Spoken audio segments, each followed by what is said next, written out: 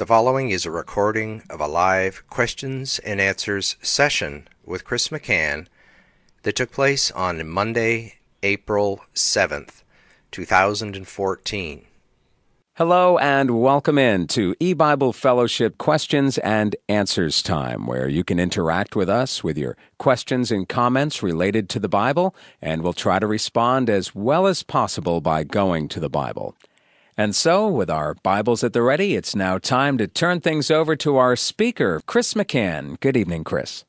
Good evening, everyone, and welcome to EBible Fellowship's Monday night question and answer program. Tonight, we're going to take a look at the Bible with any questions or comments that anyone may have, and each person is invited to share what's ever on your mind by contacting us in one of the ways that were just mentioned, and we'll be happy to take your call. And I'll try to respond as much as possible by turning to the Bible.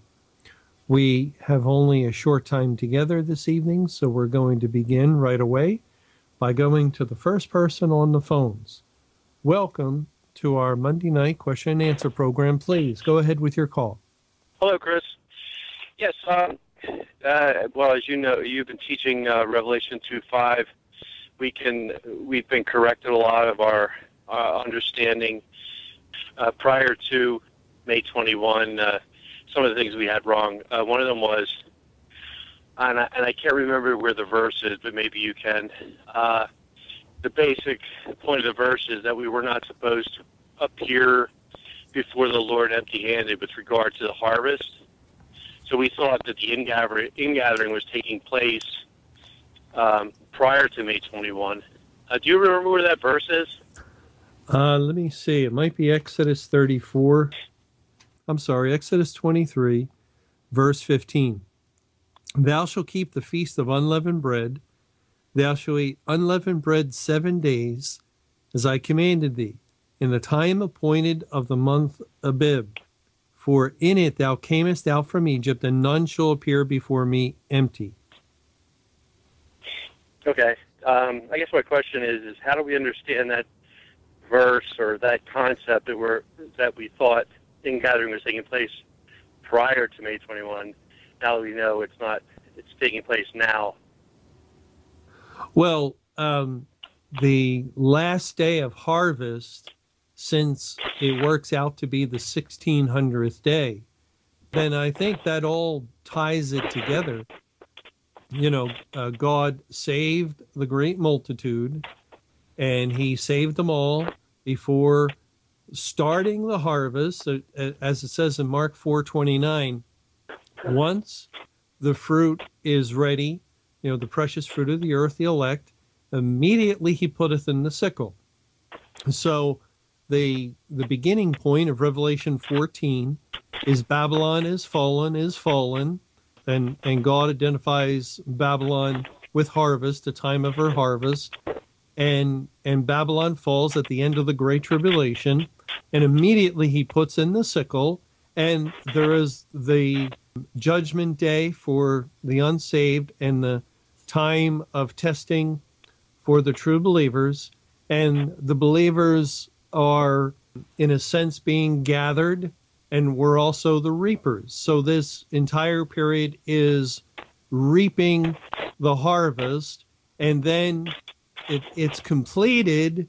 And if we're understanding everything right, and finally on the last day, the 10,000th day, 1600th day, the last day of Tabernacles, which also happens to be the last day of the Feast of Ingathering, then we go to be with the Lord, and I think that's how it would all fit together. Yeah, I think that's a good loose end that needed to be tied up, and it even fits better now that it coincides with the last day of the Feast of Ingathering. Yes, the fact that we're not supposed to show up empty-handed. Yeah, this is beyond coincidence. When the Bible, no one but the Bible, and the Bible is God's word. So God, he identifies harvest with the fall of Babylon 4 times, and especially in Revelation 14, Babylon is fallen, is fallen. And there we see the harvest language.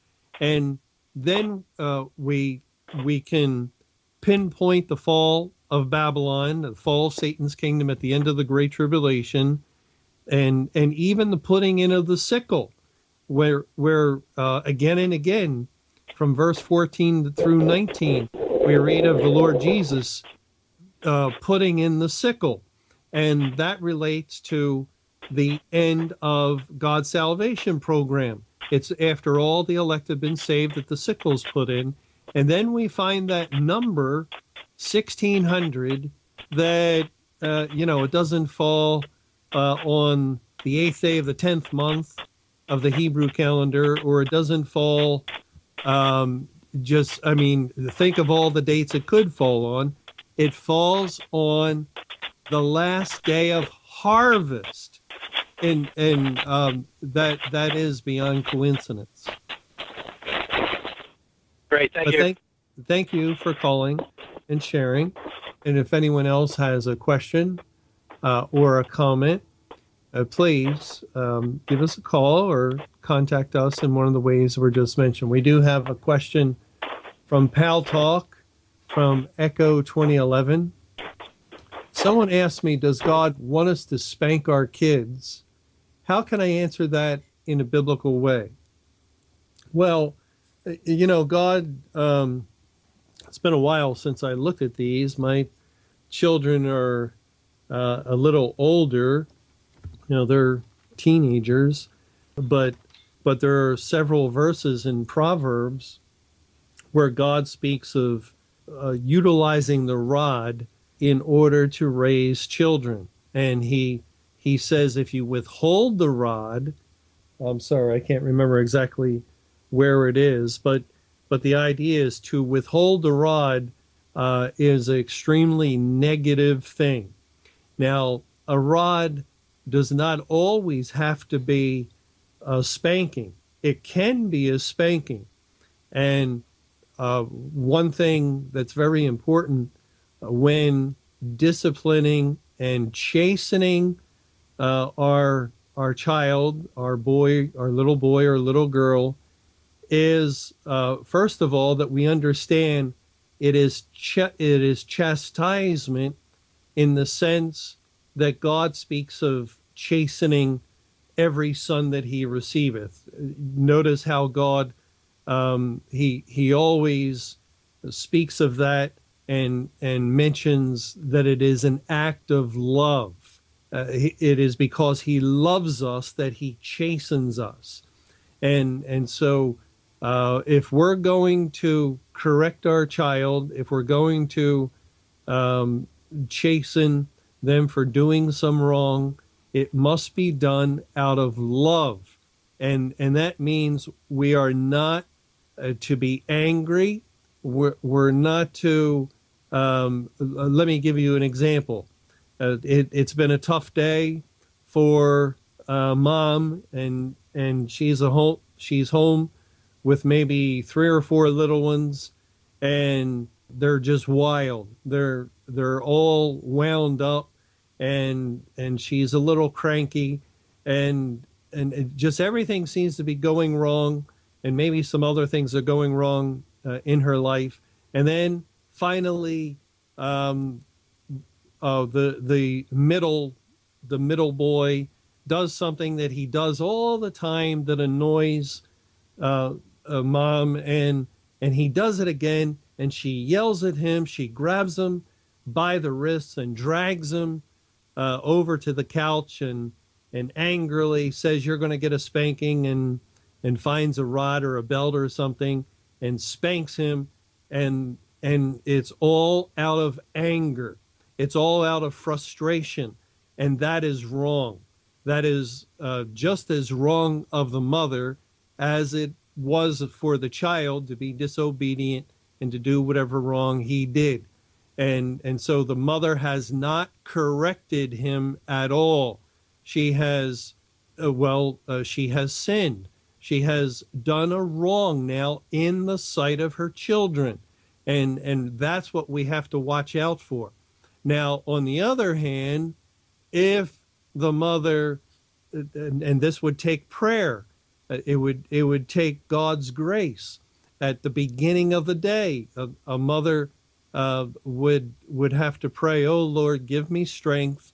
Help me in those moments, in those situations, not to lose my temper, but to very carefully go to the boy and say, all right, now you know that's wrong. I've told you many times before. I want you to go to your room and wait for me." And then he goes to his room, and then the mother should go pray and maybe read a psalm or read a chapter of the Bible and wait. And actually, this is very effective for the boy too, because now he's dreading what's going to happen. It prolongs the whole chastisement, and then finally, maybe 15, 20 minutes, a half hour later, mom comes to his door and enters in and talks to him and says, "Now look, this is what you did wrong. This is where I told you not to do this, and you did this, and you know that I'm going to have to spank you," or, and in this case, it would be a spanking. "And I want you to know that I'm doing this for your own good, and I'm doing this out of love with the hope that you're going to stop this behavior." And then you could even mention, this is how God treats his children. Every son that God receives, it is chastened. And if I didn't love you, I wouldn't chastise you. I just let you do whatever you want. But because I love you, I'm going to correct you. And that's how it should be done. And that's hard. That's hard to do. We don't always have the time to do that, but that is, that is the ideal. And we should, though, never do it quickly out of anger, and that doesn't help anyone. It doesn't help the child, and it doesn't help the parent. But thank you for calling and sharing. And let's go to the next person on the phone. Welcome to our question and answer program tonight. Please go ahead with your call. Good evening, Chris. How are you tonight? I'm doing well, thank you. Chris, I was looking at the Exodus 34:23 regarding the Feast of Ingathering, and I was delving towards the end year, as in at year's end, those two words, year and end. And so I was searching into Robert Young's concordance, and I found that both words are also rendered both in Hebrew and in Greek as revolution. And so it really didn't mean anything to me. So I kept on reading, and the Exodus led me to 2 Chronicles 24:23, which is the same, the translation is the same, is rendered also as revolution. And that led me to 2 Kings 12:17. It really did not mean much to me until I just heard you answering the previous caller and tying the Feast of the Ingathering with the end of the salvation, because these two verses in these two books, Chronicles, 2 Chronicles 24:23 and 2 Kings 12:17, do speak of wars against Judah and Jerusalem, and so that's why I called. Well, when it's Exodus 34:22 says the Feast of Ingathering at the year's end, and the Feast of Ingathering was held in the Hebrew 7th month. And that's one of the reasons, because we find this language It also says this in Exodus 23:16, because we find this language of the year's end, that we can see that this feast identifies with the end of time, the end of the world. And as the last day language God associates with the Feast of Tabernacles, that phrase last day he also uses in connection with the word that will judge you in the last day, or the resurrection at the last day. So that the last day language with tabernacles and this language of the year's end, when actually it was in the seventh month of the Hebrew year, it wasn't the end of the year. It points to the end of time. Now, one possibility that we really haven't thought of before for this year's end, we've learned that the overall judgment of God, or there's a very good probability that the overall judgment of God will be 10,000 days, 8,400 days for the Great Tribulation, 1,600 days for judgment on the world, totaling 10,000.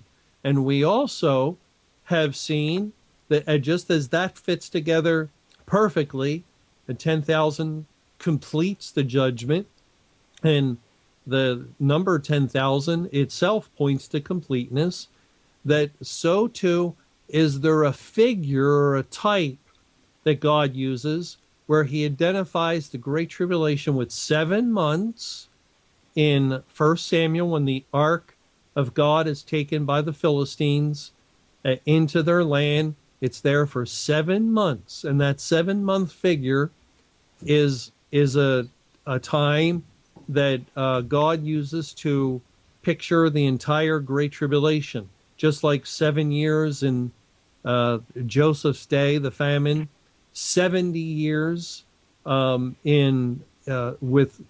the Babylonian captivity, and the number 7 is in view with a Great Tribulation. And there in 1 Samuel, it's 7 months. Well, we also have learned that God uses the figure 5 months to typify Judgment Day on the world. That in Revelation 9, that there will be torment for 5 months. And when we put 7 months together with 5 months, we get 12 months, which is 1 year. And so the type of the Great Tribulation, 7 months, and the type of Judgment Day of 5 months fits together just like 8,400 into 1,600. It forms 1 year.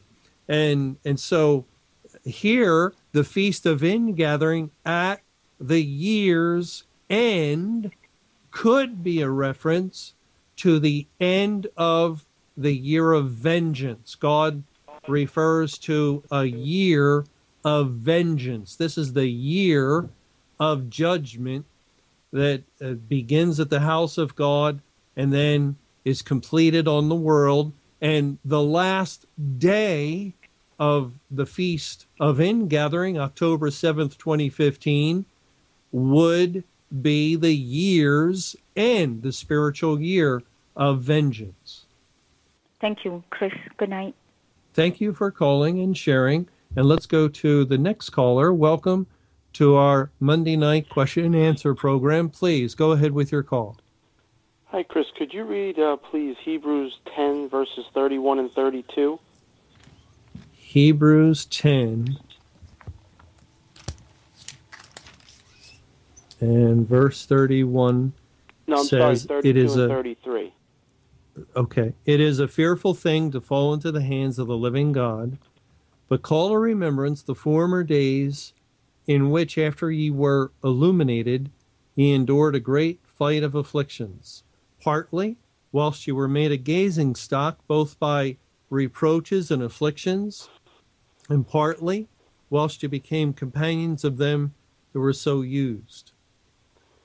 Could you tell me possibly what, in verse 32, the former days are referring to, and in verse 33, the word companions, who that is referring to? Well, let's see. Well, it's interesting. Verse 30 speaks of vengeance belongeth unto me. I will recompense, saith the Lord. And again, the Lord shall judge his people.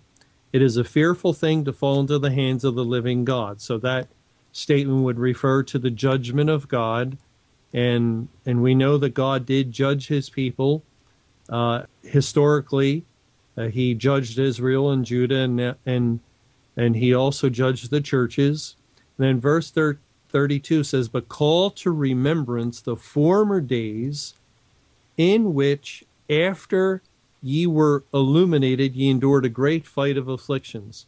And I think this would be referring to the former days of a Christian's life, that we were saved, and that's what it means after you were illuminated. Or, well, you know what? Maybe I'll hold off on this. I'm just kind of speculating. Illuminated may have another meaning, because there was illumination when God opened up the scriptures to reveal the truths that he had hidden. So I'm sorry, I can't answer you on these verses. Okay, no problem. Thank you very much. You're welcome. Thank you for calling and sharing. And let's see. We have another question from Pal Talk. Proverbs 13:24. He that spareth his rod hateth his son, but he that loveth him chasteneth him betimes. Yes, thank you. I couldn't find that verse. And it's in Proverbs 13. One of them, there's several good verses in Proverbs to direct us. And you know, these verses are given by God as a help, a big help for parents. And I know that people today, they don't, in the world, they don't want to spank. They don't want to really say no to their children in many ways, and they have their reasons. Their psychologists tell them that it'll harm the child, and that's ridiculous. That is the world's mindset, and all we have to do to see the foolishness of the world's parenting style is look around us. And we can look at the schools, and we can look in our own neighborhoods, and we can read the newspapers. And what do we see? We see children running wild. And a lot of times you just wonder, where was their parent? And sometimes the parent wasn't there. But this is what God would have a mother or a father do. He that spareth his rod, that as you hold back, you do not chasten, you do not correct, hateth his son, but he that loveth him chasteneth him betimes, or as needed, I guess we could say. And so there, really, again, it's different than, completely different than the world's ideas, the world's mindset. The Bible says, yes, correct your son. Spank him or withhold privileges. You're not allowed out today. You're not allowed out this week. Or if he enjoys something, sometimes taking away a toy or taking away something that he really likes can be worse than a spanking. But we're not to hold back discipline. We are to correct. And yet, of course, in this day and age, we also have to do it very wisely, and that would be privately. If we're out in public, in a mall, again, going back to getting angry with our children. That's what you see sometimes. You see a mother very frustrated, or a father, and and a little boy is acting up, and they just can't handle it, and then they try to spank the boy in public. You can tell they're angry, and that's all wrong. That's completely wrong. What should be said to the boy is, notice how I keep talking about boys. Well, it could be a girl too. It should be said, look, we're out in public right now. When we get home, you're in trouble. You're in big trouble. You had better get quiet right now, or it's going to be worse. And then when we do get home, we have to follow through, and we have to take them aside and correct them. But thank you for that verse. And let's go to the next person on the phone. Welcome to our Monday night question and answer program. Please go ahead with your call. Yes. Hi, Chris. I was reading in 1 Kings chapter 1, the first couple of verses regarding Abishag the Shunammite, who was brought to King David. Yes. What was her role? It kind of reads like she may have been a nurse of some sort, but I'm not sure. Maybe you could read those couple of verses. In a way, she was nursing the king. He was old and stricken in years, and they covered him with clothes, it says in verse 1, but he got no heat. So he was getting sick. And so they searched, and they found Abishag, who was a young virgin, and it says in verse 2, in the middle of the verse, let her stand before the king, let her cherish him, let her lie in thy bosom, that my lord the king may get heat. So they sought for a fair damsel throughout all the coast of Israel, and found Abishag a Shunammite, and brought her to the king. And the damsel was very fair, and cherished the king, and ministered to him, but the king knew her not. Now, Abishag was a wife. She married King David. And even though they never consummated the marriage, she remained a virgin, yet she was counted as a wife. Later on, one of the sons of David who sought the kingdom, I think it was Adonijah. Yes, that was going to be my second question. He sought the kingdom, and he tried to usurp Solomon, and that didn't work out, and so he was put down, and his attempt to be king in place of Solomon was foiled. And then later, Adonijah came to Bathsheba, and deceitfully, underhandedly, he talked to Bathsheba, and he made it appear as though he was resigned to the idea of serving King Solomon. He went after the kingdom, but that didn't happen. So he asked of Bathsheba if he could have Abishag for a wife. And then Bathsheba didn't see anything wrong with that. So she went to Solomon, and she asked on his behalf. But Solomon, in the wisdom that God gave him, saw right through it. And Solomon said, he is my older brother, which would qualify him more for king than Solomon. And then he would take to wife Abishag, who was in a way a queen.